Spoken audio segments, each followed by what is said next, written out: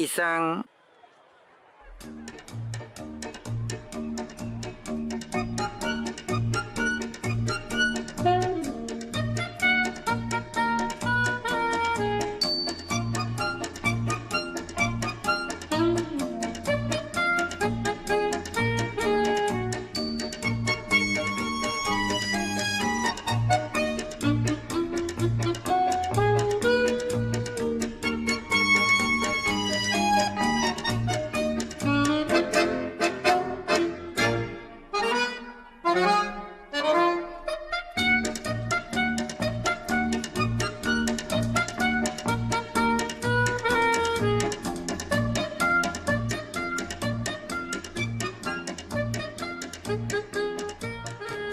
Mali ang kinakain mo sa sandwich mo, Tio Fyodor. Hawakan mo ito nang nakaharap ang longganisa, pero dapat mo itong ilagay sa iyong dila nang nakaharap ang longganisa. Mas masarap ito sa ganong paraan. Ito ay isang magandang halimbawa ay... Paano mo nalaman na mahal ako ni Tio Fyodor? Ang pangalan mo ba ay Fedor? Ako? Kilala ko lahat ng tao sa bahay namin. Nakatira ako sa attic at nakikita ko ang lahat.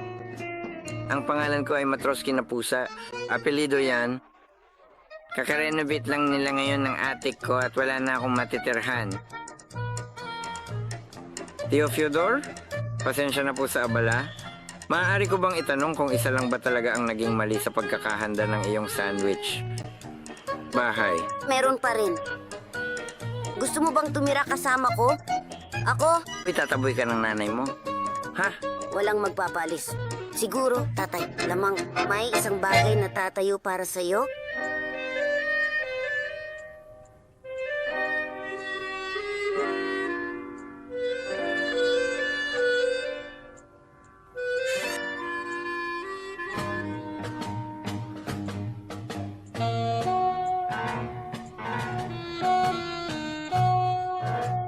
Parang amoy espiritu ng pusa rito sa paligid. Siguradong si Tio Fyodor ang nagdala ng pusang iyon dito sa atin. Aba, talaga namang nakapagtataka ito, hindi ba? Ano kaya? Hindi tayo maaabala ng isang pusa? Hindi ka nito aabalahin, pero ako ang aabalahin nito. Pero isipin mo, ano pa ang silbi ng pusang ito? Gaya ng para saan ang larawang ito sa pader. Malaking tulong itong larawang nakasabit sa dingding. Pinupuno nito ang gap nila. Ano kaya? At ang pusa ay magiging kapakipakinabang. Kaya niyang manghuli ng mga daga. At sisimulan natin ito.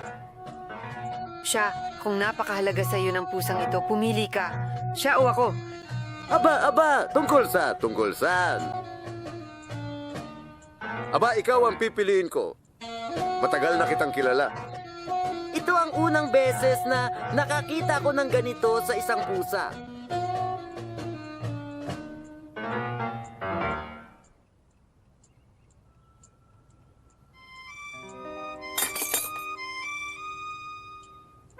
Aking pinakamamahal na mga magulang, nanay at tatay. Nais ko pong malaman ninyo na mahal ko po kayo. Pero humihingi po ako ng pasensya sa inyo. Lalo na sa lahat ng uri ng pusa. Oo. At hindi mo ako pinapayagang makuha ang mga iyon. Kaya nga ako pupunta sa nayon at doon ako titira. Ang anak mo ay si Tio Fyodor. At ang pusa?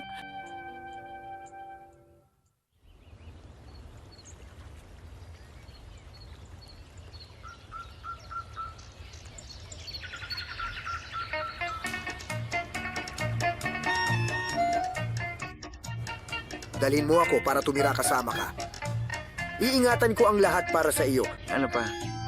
Kami mismo ay hindi nakatira kahit saan. Matroskin, tumahimik ka. Mabuting tao. Hindi kailanman ng abala ang aso kahit kanino. Alamin natin kung may libreng bahay sa nayon. Oo, meron. Ipapakita ko sa iyo ang isang bahay, walang nakatira doon. Lumipat ang mga may-ari sa kabila ng ilog. May kalan ba dyan? Aba, isasama mo ba ako sa paninirahan mo? O dapat ba akong tumakbo mamaya? Sa loob ng isang taon. Kunin natin. Tara tayong tatlo ang magdadala. Ano ang pangalan mo? Bola. Isa ako sa mga simpleng aso, hindi purong lahi. At ang pangalan ko ay Chu Fyodor. At ang pusang si Matroskin. May Ganong apelido. Napakaganda.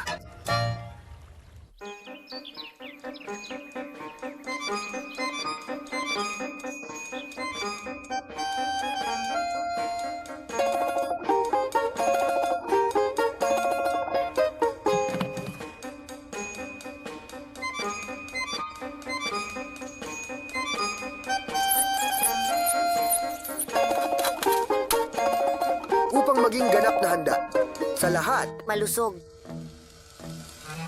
Salamat. Isang kaninong anak ka? San ka nang galing sa aming nayon? wala akong pake. Isa akong batang lalaki na mag-isa. Sarili mo, sarili mo. Galing ako sa lungsod. Hindi nangyayari na ang mga bata ay nag-iisa. Ang mga bata ay palaging pag-aari ng isang tao. Bakit hindi ito nangyayari? Maging sarili mo. At ako ay sarili ko. Isang... Bakit ka ba talaga interesado? Hindi ka taga-pulisya, di ba? Hindi ako galing sa pulis. Galing ako sa post office. Ako ang lokal na kartero. Pechkin. Kaya nga kailangan kong malaman ang lahat para maihatid ang sulat. Halimbawa, ano ang irereseta mo? Magsusulat ako ng isang murzilka. Isang... Ang tinutukoy ko ay ang pangangaso. Isang... Wala akong gagawin. Kartero si Pechkin.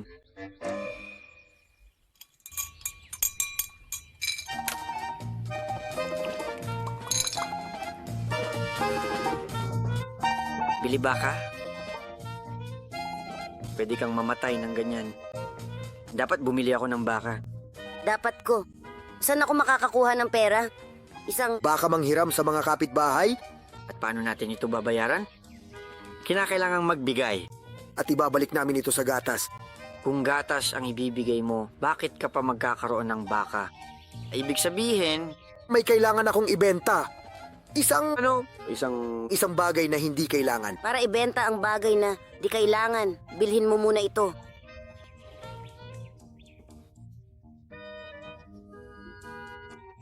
Ako. Hindi kami magbebenta ng kahit sino. Maghahanap kami ng kayamanan. Yehey! Ano ang isang bodega?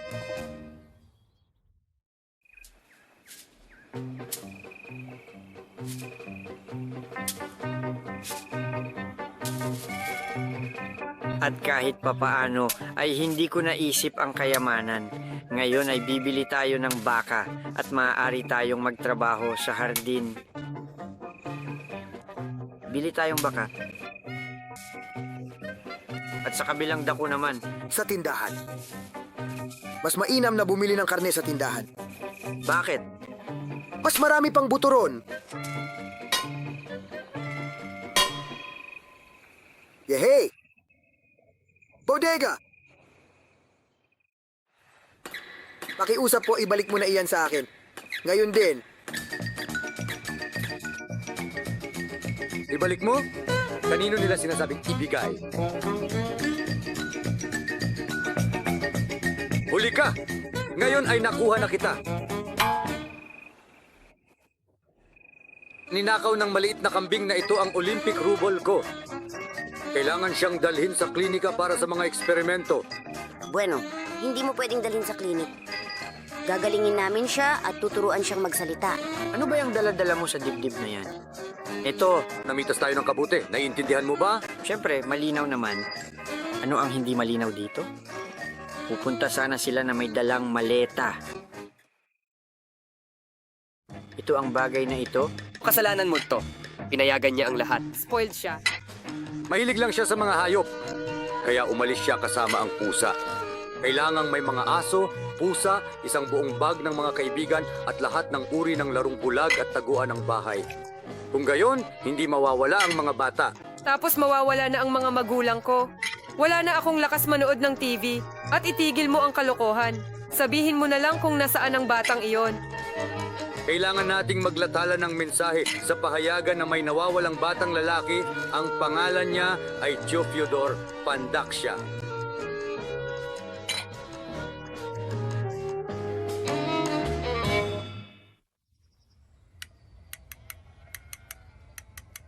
Naku, bakit natin siya pinakakain ng walang kabuluhan? Hayaan itong magdala ng mga benepisyo. Sige, sabihin mo nga sa akin, sino ang nandyan? Sino ang naroon? Sige, sabihin mo nga sa akin, sino ang nandyan? Sino ang naroon? Sino ang naroon? Mas mabuting turuan mo siya ng kanta o tula. Kaya kong kumanta ng mga kanta, pero wala namang silbi ang mga ito. At sino ang naroon mula sa iyo? At ano ang silbi? Alin? Darating ang isang estranghero kapag turuan mo siya. Nagsimula siyang kumatok sa pinto. Nagtanong ang maliit na kambing, sino ang nandyan, ha? Iisipin ng tao na may tao sa bahay natin. Wala siyang aagawin sa atin. Malinaw ba sa'yo? Sino ang naroon? Sino ang naroon? Yehey! Gumana ito! Ang pandaigdigang organisasyon sa kalusugan.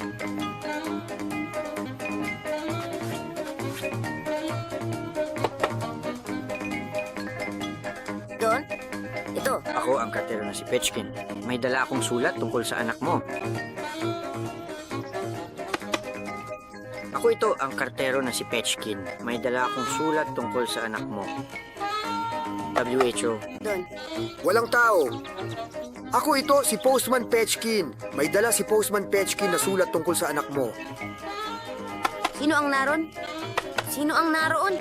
Sino ang naroon? Sino ang naroon? Sino ang naroon? Sino ang naroon? Sino ang naroon? Sino ang naroon? Sino ang naroon? Sino ang naroon?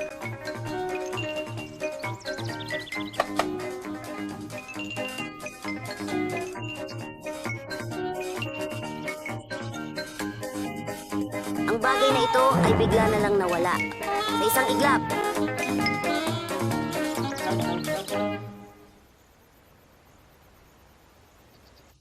Batang lalaki. Mga asul na mata, taas na 1.20 m. Hinahanap na siya ng mga magulang niya. Ang makakahanap ay makakatanggap ng premyong bisikleta. Huwag kang mag-alala, Tio Fyodor. Ang dami namang ganyang mga lalaki.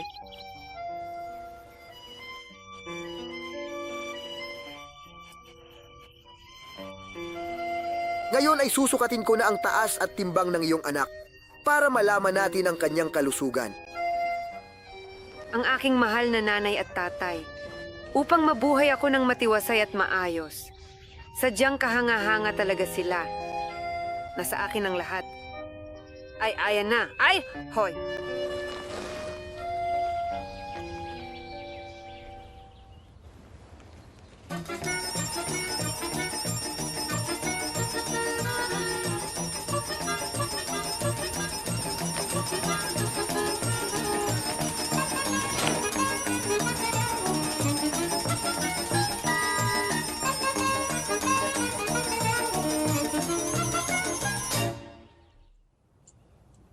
Ang nanay at tatay ko, mabuhay ako ng maayos, sadyang kahanga-hanga. Nasa akin ang lahat, may sarili akong bahay, mainit dito. Meron itong isang silid at isang kusina. Sobrang namimiss kita, lalo na sa gabi. Pero hindi masyadong maganda ang kalusugan ko.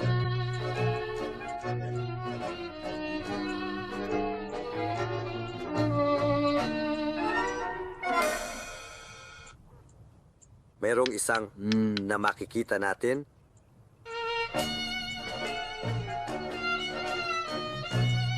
Nagsimula akong mag-alis ng buhok noong isang araw. Nalalagas sa akin ang lumang lana kahit hindi ka pumasok sa bahay, pero tumutubo ang bagong lana, malinis at malasutla. Paalam na po sa inyo. Ang anak ninyo ito, Tio Sharik.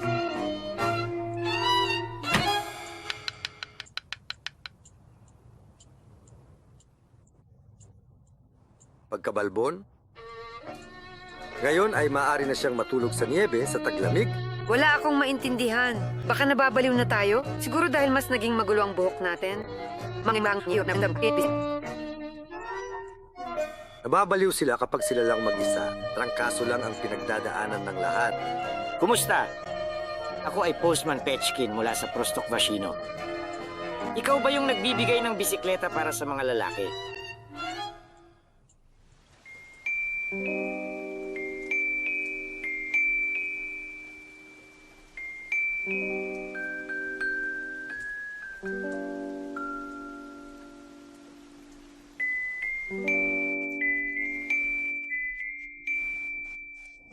Bakit? Ikaw, binigyan mo siya ng malamig na gatas para inumin. Nagyayabang ka ba? Tingnan mo kung gaano kalamig ang gatas ng baka ko. Hindi na kailangang bumili ng refrigerator. Sino ang naroon? Kanilang. Ang kanila, sa Ngayon, nasa bahay ang mga tao at nanonood ng TV. Mga estranghero lang ang nasa highway. Huwag nating buksan ang pinto. Magbukas ka. Ito ang mga nanay at tatay ko na dumating.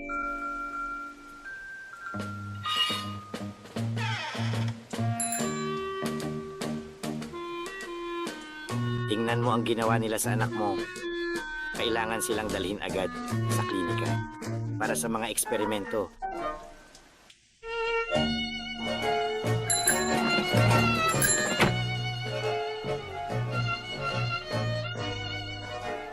Dito, siya pakiusap. hindi ko alam na ganito pala katalino ang mga pusa. Akala ko sa mga puno lang sila nakakasigaw. Malaking bagay. Marunong din akong magburda at sa makinilya rin.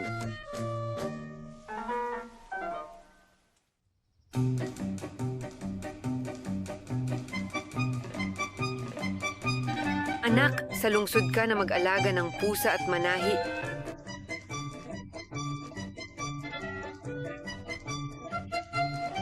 Hindi kami tututol. Matroskin, sasama ka ba sa akin? Ako, Pupunta ako sa lalong madaling panahon. at ikaw, Sharik. Mananatili kami. Mas mabuting ikaw mismo ang pumunta sa amin tuwing bakasyon at Bumibisita tuwing Sabado at Linggo. Sandali lang, tumigil ka muna. Tumigil ka. Heto ang para sa iyo, kunin mo ito. Dahil siguradong mas mag-e-enjoy ka sa bagay na iyan. Ito, sino ang naroon? Ako ito, ang kartero na si Petchkin. Dala ang magasin na Mursilka. Ah! Nakakainis talaga.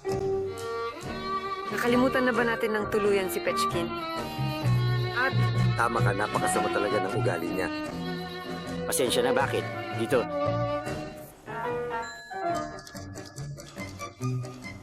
At ngayon, magsisimula na agad akong maging mabait at kukuha ng isang uri ng alagang hayop para mas maging masaya ang buhay. Uuwi ka ba? At halika at bisitahin ninyo kami sa maganda at payapang nayon ng Prostokvashen dahil malugod namin kayong hihintayin doon.